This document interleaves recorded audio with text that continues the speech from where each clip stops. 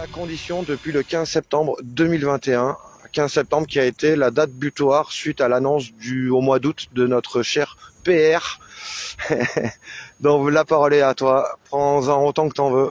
Alors je vais démarrer je vais expliquer comment j'ai été suspendue. Donc je suis une infirmière de bloc opératoire depuis 22 ans, infirmière depuis 34 ans au sein des hôpitaux.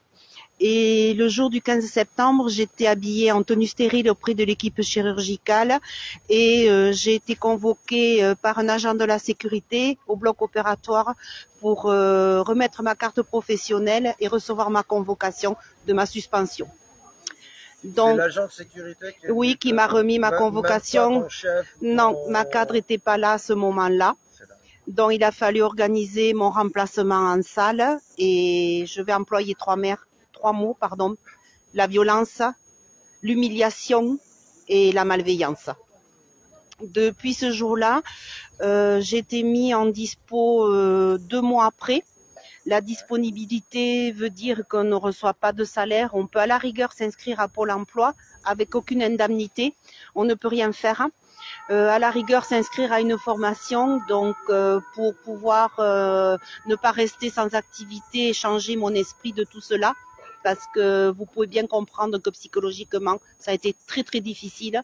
Donc j'ai fait une formation dans les plantes, les pépinières sur 2 mois et demi et j'ai reçu 500 € sur ces 2 mois. Mon salaire était en tant qu'infirmière professionnelle depuis si longtemps de 2500 € par mois. Voilà. Par la suite, donc, ma disponibilité a été poursuivie.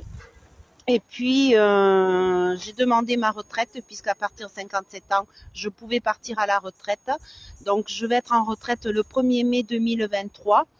Et j'ai reçu un courrier de mon hôpital me remerciant de mes bons et loyaux services rendus aux hôpitaux.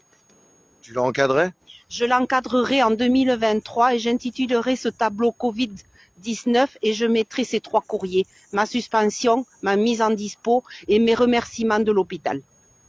Et j'imagine du coup ta retraite, elle a un plafond qui n'est pas du tout celui que tu attendais au départ suite à... Non, bien sûr, mais... Sans parler de ce qui va se passer jeudi. Voilà. Mais voilà, j'ai la chance de pouvoir avoir pu signer avant que les complications arrivent pour la retraite, pour mes collègues et pour tout le monde. Ce témoignage, je le fais aussi pour mes collègues que j'ai vu pleurer. Je les ai vus pleurer, se faire injecter. J'ai vu les programmations elles devaient aller se rendre à la médecine du travail, on devait les remplacer en salle, tout était organisé, tout était planifié. Donc c'est un hommage aussi aux personnes qui se sont suicidées, à mes collègues qui se sont suicidés par rapport à tout cela. Voilà. Très bien. Ben, je te remercie. Merci.